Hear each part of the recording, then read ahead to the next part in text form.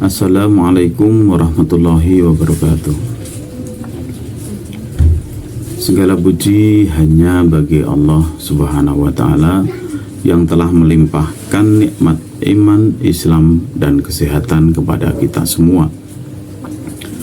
Salawat serta salam semoga selalu tercurah kepada junjungan Nabi Muhammad Sallallahu Alaihi Wasallam beserta keluarga, sahabat, dan para pengikutnya hingga akhir zaman. Pada kesempatan kali ini, marilah kita bersama-sama membahas mengenai peran media sosial di era digital dan kaitannya dengan pendidikan agama Islam. Sebuah topik yang sangat relevan dengan kehidupan kita saat ini. Era digital telah membawa perubahan besar dalam berbagai aspek kehidupan, termasuk cara manusia berkomunikasi, belajar, dan berdakwah. Teknologi digital, khususnya media sosial, kini menjadi sarana yang efektif untuk menyampaikan informasi dengan cepat, luas, dan interaktif tanpa batas ruang dan waktu. Platform seperti Facebook, Instagram, YouTube, hingga TikTok tidak hanya berfungsi sebagai hiburan saja, akan tetapi juga menjadi media branding personal maupun institusional yang mampu membentuk citra dan identitas di tengah masyarakat. Dalam konteks pendidikan agama Islam, media sosial berperan penting sebagai ruang dakwah digital. Melalui konten-konten kreatif yang bernuansa Islami, guru maupun dai dapat memperkuat nilai-nilai Islam sekaligus menjawab tantangan globalisasi. Hal ini menjadikan media sosial sebagai jembatan untuk mendekatkan ajaran agama dengan generasi muda yang akrab dengan dunia digital. Dengan demikian, pemanfaatan media sosial dalam PAI tidak hanya sekedar pilihan saja, melainkan kebutuhan mendesak agar pesan-pesan keislaman tetap relevan, mudah diakses, dan menarik bagi masyarakat modern.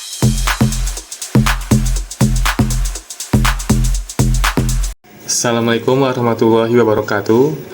Baik, izinkan saya meneruskan materi selanjutnya dari makalah kelompok kami, yakni kelompok 1, yang berjudul Analisis SWOT dalam Branding Sosial Media. Rumusan masalah. Dalam upaya memahami dan mengembangkan strategi branding yang efektif melalui media sosial, khususnya dalam konteks pendidikan agama Islam, maka rumusan masalah dalam penulisan ini dapat dijabarkan sebagai berikut. Bagaimana kekuatan media sosial dalam membangun branding? Strengths. Media sosial memiliki peran yang strategis dalam menyebarluaskan informasi dan membentuk citra yang kuat terhadap suatu produk, lembaga, maupun individu. Oleh karena itu, perlu dianalisis sejauh mana kekuatan ini dapat dimaksimalkan dalam membangun branding. Apa saja kelemahan dalam branding media sosial? Di balik keunggulannya, media sosial juga memiliki berbagai kelemahan yang dapat menghambat efektivitas branding, seperti kurangnya kontrol terhadap konten atau penyebaran informasi yang tidak akurat. Hal ini perlu dikaji agar dapat diantisipasi sejak awal. Peluang apa yang dapat dimanfaatkan? Perkembangan teknologi digital membuka berbagai peluang dalam dunia branding, termasuk dalam menjangkau audiens yang lebih luas dan membangun keterlibatan secara langsung. Identifikasi peluang ini penting untuk mengembangkan strategi ke depan. Ancaman apa yang dihadapi? Persaingan yang ketat di media sosial, perubahan algoritma, platform, serta potensi penyalahgunaan informasi menjadi ancaman nyata dalam proses branding. Oleh karena itu, pemahaman terhadap berbagai potensi ancaman ini menjadi bagian yang penting dalam strategi. Bagaimana penerapan analisis SWOT dalam strategi branding sosial media, khususnya PAI? Analisis SWOT dapat menjadi alat bantu yang sangat efektif dalam menyusun strategi branding, terutama dalam konteks pendidikan agama Islam, agar pesan-pesan keagamaan dapat tersampaikan dengan tepat sasaran dan tetap relevan di era digital. Selanjutnya, tujuan penulisan.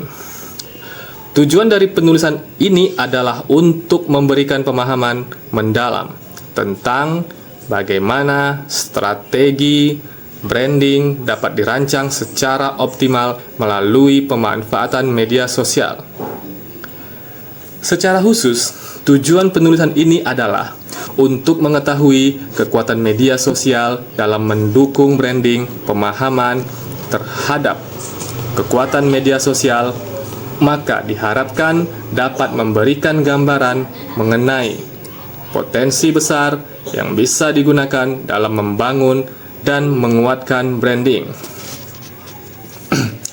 Untuk mengidentifikasi kelemahan dalam branding sosial media untuk mengidentifikasi kelemahan dalam branding melalui media sosial. Dengan mengetahui kelemahannya, diharapkan dapat disusun langkah-langkah strategis untuk meminimalkan dampak negatif yang mungkin timbul dalam proses branding. Untuk menggali peluang yang dapat dimanfaatkan dalam strategi branding di media sosial. Tujuan ini penting agar proses branding tidak hanya bertahan, tetapi juga berkembang mengikuti dinamika zaman dan kebutuhan masyarakat digital saat ini. Untuk menganalisis ancaman yang mungkin dihadapi dalam branding sosial media, analisis terhadap ancaman memungkinkan kita untuk lebih siap dalam menghadapinya, serta mampu menyusun alternatif solusi secara preventif. Untuk memahami penerapan analisis SWOT dalam menyusun strategi branding yang efektif, khususnya pada mata kuliah Social Media Branding PAI.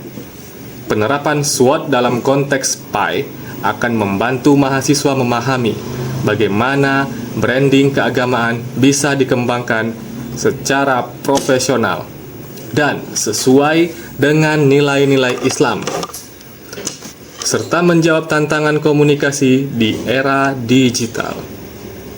Baik, mungkin hanya itu yang bisa saya sampaikan. Untuk selanjutnya akan disambung oleh rekan saya yang lain. Sekian, terima kasih. Wassalamualaikum warahmatullahi wabarakatuh.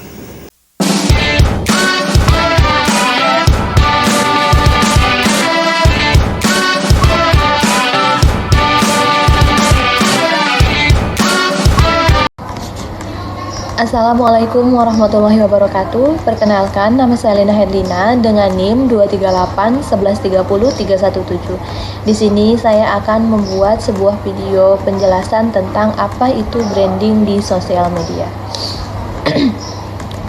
Branding merupakan suatu upaya untuk membangun, memperkuat, dan mempertahankan citra atau identitas suatu individu, lembaga, maupun produk di mata masyarakat. Di dalam konteks sosial media, branding diartikan sebagai strategi komunikasi yang dilakukan melalui platform digital dengan tujuan menciptakan kesan positif, meningkatkan kepercayaan audiens, serta memperluas jangkauan pesan. Media sosial seperti Instagram, YouTube, TikTok, maupun Facebook telah menjadi ruang strategis untuk memperkenalkan nilai, gagasan, maupun identitas tertentu. Branding di media sosial tidak hanya sekedar mempromosikan sesuatu, tetapi juga membangun hubungan yang berkelanjutan dengan audiens melalui konten yang konsisten, menarik, dan juga relevan. Kemudian di dalam konteks pendidikan agama Islam atau PAI, branding sosial media berperan penting untuk memperkuat citra positif dakwah digital, menanamkan nilai-nilai Islami, serta memberikan edukasi keagamaan yang sesuai dengan kebutuhan generasi modern. Hal ini sejalan dengan misi dakwah Islam yang bersifat universal, mudah diakses dan adaptif terhadap perkembangan zaman. Dengan demikian, branding sosial media bukan hanya sekedar aktivitas promosi, melainkan strategi menyeluruh untuk membangun identitas, meningkatkan kepercayaan, dan memperluas pengaruh melalui pemanfaatan media digital secara efektif. Lalu bagaimana cara kita membangun identitas di sosial media? Nah, yang pertama, kita kenali nilai dan tujuan dari brand atau personal branding yang ingin kita buat. Selanjutnya, pilih visual dan ton komunikasi yang sesuai seperti logo, warna, dan gaya bahasa agar konten yang kita buat terus konsisten. Selanjutnya, buat konten yang autentik yang relevan dengan target audiens. Yang terakhir, kita juga bisa menggunakan hashtag dan elemen yang khas untuk meningkatkan visibilitas dan pengenalan. Lalu bagaimana cara kita membangun hubungan dengan audiens? Nah, yang pertama itu kita harus melakukan interaksi dua arah, seperti balas komentar, saling mengirim pesan. Kemudian kita juga bisa melibatkan audiens di dalam percakapan. Selanjutnya, kita juga bisa membangun komunitas dengan konten yang mengajak partisipasi dan juga diskusi. Selanjutnya, kita juga harus mengenali kebutuhan dan keinginan audiens melalui feedback dan analisis sosial media. Dan yang terakhir, kita juga harus menjaga reputasi dengan respon cepat pada keluhan atau pertanyaan dari audiens. Kemudian, bagaimana branding sosial media untuk dakwah digital? Nah, yang pertama, kita bisa menyampaikan pesan dakwah secara menarik dan mudah dipahami melalui konten visual dan teks. Kemudian kita juga bisa menggunakan platform sosial media sebagai sarana dakwah untuk menjangkau lebih banyak orang. Kemudian kita juga bisa membangun citra dakwah yang positif dan inspiratif agar pesan tersampaikan dengan baik. Konsisten dalam nilai dan konten dakwah sesuai ajaran yang dipegang. Nah, yang terakhir, kita juga bisa memanfaatkan fitur sosial media seperti live streaming, story, dan video pendek untuk efektivitas dakwah. Cukup sekian, terima kasih. Kurang dan lebihnya saya mohon maaf. Wassalamualaikum warahmatullahi wabarakatuh.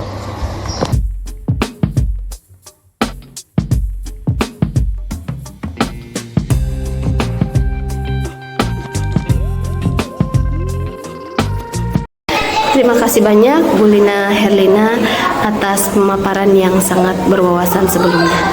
Melanjutkan diskusi kita yang menarik ini, perkenalkan, saya Sophie Wilalia. Hari ini saya akan membawa kita lebih dalam lagi ke dalam salah satu alat strategis yang sangat berguna, yaitu analisis SWOT. Jadi analisis SWOT ini seperti yang mungkin sebagian dari kita sudah familiar, adalah sebuah kerangka kerja untuk membantu kita memahami sebuah situasi secara menyeluruh. Mari kita bedah satu persatu apa itu SWOT dan bagaimana kita bisa memanfaatkannya. Analisis SWOT itu adalah cara kita untuk melihat suatu situasi atau masalah secara komprehensif. SWOT sendiri adalah singkatan dari 4 elemen penting. Pertama, kita punya strength, kekuatan. Ini adalah sebuah keunggulan atau hal-hal positif yang kita miliki di dalam diri kita atau organisasi kita. Pikirkan, apa sih yang membuat kita menonjol? Apa yang kita lakukan dengan baik? Kekuatan ini adalah modal utama kita. Kemudian ada weakness, kelemahan. Ini kebalikannya dari kekuatan, yaitu hal-hal yang masih menjadi kekurangan atau hambatan internal kita. Apa saja yang perlu kita perbaiki? Apa yang bisa menghambat kemajuan kita? Mengenali kelemahan ini sangat penting agar kita tahu di mana kita harus berbenah. Selanjutnya, kita melihat keluar. Ada opportunities, peluang. Ini adalah faktor-faktor eksternal yang bisa kita manfaatkan untuk mencapai tujuan. Adakah tren baru yang bisa kita ikuti? Kesempatan apa yang muncul di lingkungan sekitar kita? Peluang ini adalah jembatan menuju kesuksesan. Dan yang terakhir adalah threats, ancaman. Ini juga berasal dari luar, tapi sifatnya berpotensi merugikan atau menghambat kita. Apa saja tantangan yang mungkin kita hadapi? Adakah perubahan yang bisa menjadi risiko? Dengan mengidentifikasi ancaman, kita lebih siap menghadapinya. Intinya, dengan analisis SWOT, kita bisa lebih memahami diri sendiri dan lingkungan sekitar secara utuh. Dengan begitu, kita bisa membuat strategi yang lebih tepat sasaran, lebih realistis, dan sesuai dengan kondisi yang ada. Misalnya dalam konteks media sosial, kita bisa melihat apa saja kekuatan konten kita, apa saja yang perlu ditingkatkan dari sisi internal, peluang apa yang bisa kita ambil dari tren yang ada di luar, dan ancaman apa yang mungkin muncul dari kompetitor atau perubahan algoritma.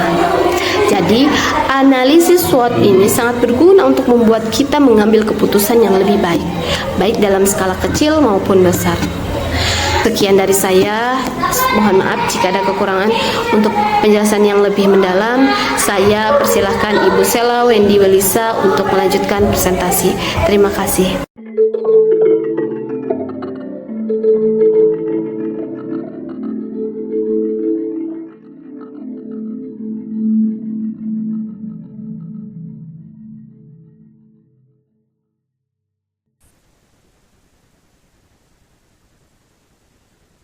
Baiklah, di part kali ini saya akan menjelaskan tentang analisis SWOT dalam branding media sosial. Yang pertama yaitu strengths atau kekuatan.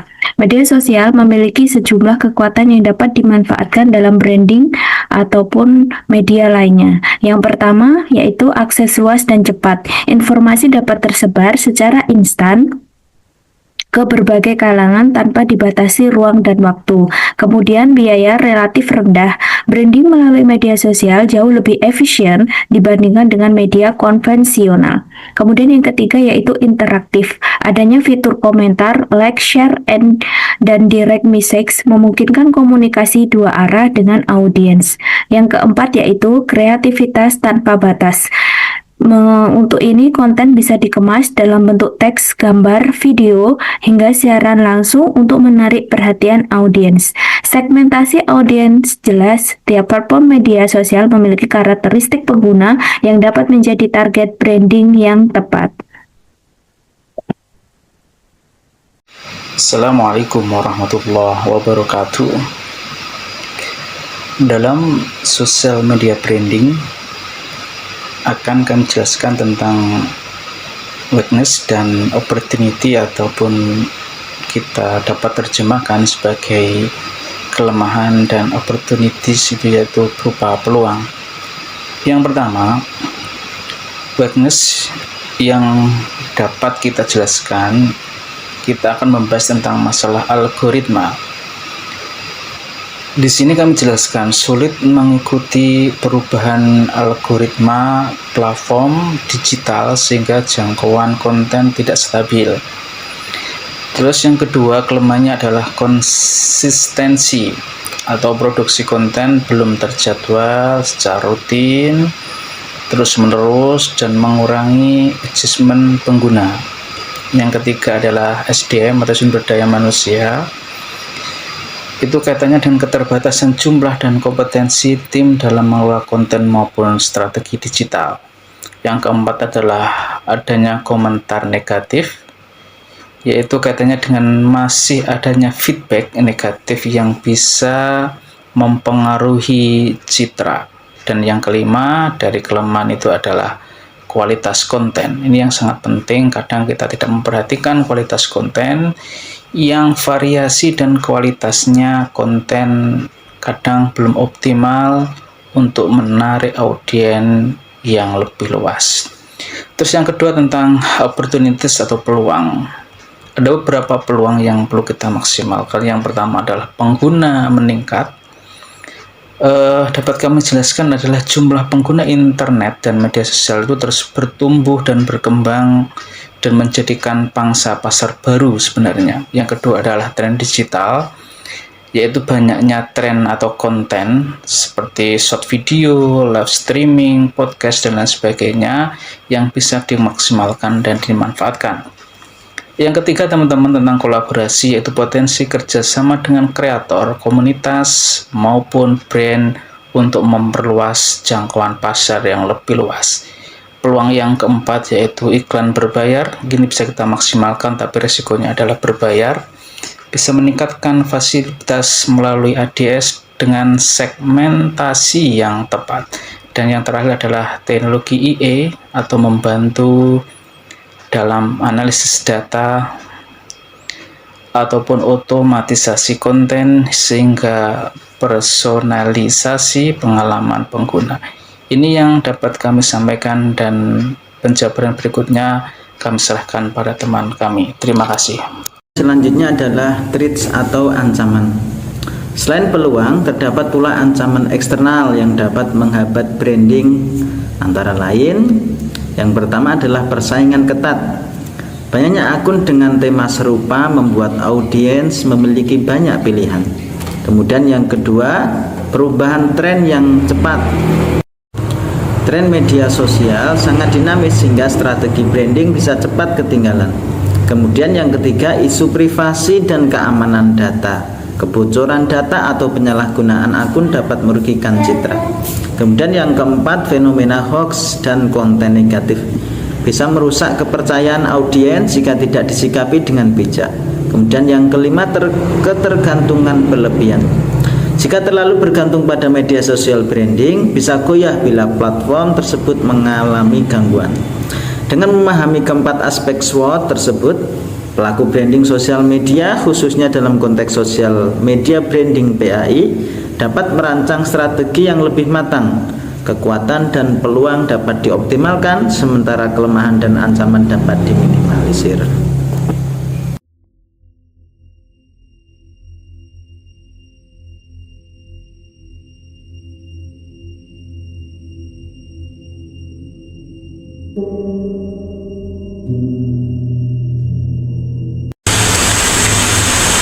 Selanjutnya, mari kita bahas tentang penerapan analisis SWOT dalam branding PAI. Pertama, mengoptimalkan kekuatan. Media sosial punya jangkauan yang sangat luas, biaya yang relatif rendah, dan sifat yang interaktif. Hal ini bisa dimanfaatkan untuk menghadirkan konten kreatif Islami, misalnya seperti kajian singkat atau video yang mudah dipahami oleh generasi muda. Yang kedua, meminimalisasi kelemahan. Seringkali kita menghadapi kendala seperti kurang konsisten dalam membuat konten atau keterbatasan sumber daya. Solusinya, perlu dibentuk tim pengelola khusus serta membuat konten planning agar konten yang diunggah lebih teratur dan berkesinambungan. Yang ketiga, memanfaatkan peluang. Saat ini jumlah pengguna media sosial semakin meningkat dan tren digital terus berkembang. Ini bisa diarahkan untuk dakwah, misalnya dengan mengikuti trend challenge namun diberi sentuhan Islami, atau menggunakan fitur iklan berbayar agar pesan dakwah lebih luas menjangkau masyarakat. Yang keempat, mengantisipasi ancaman.